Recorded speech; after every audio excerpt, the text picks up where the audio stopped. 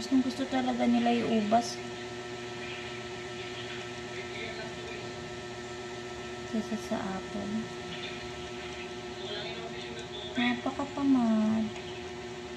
Tamad naman. Katamad naman.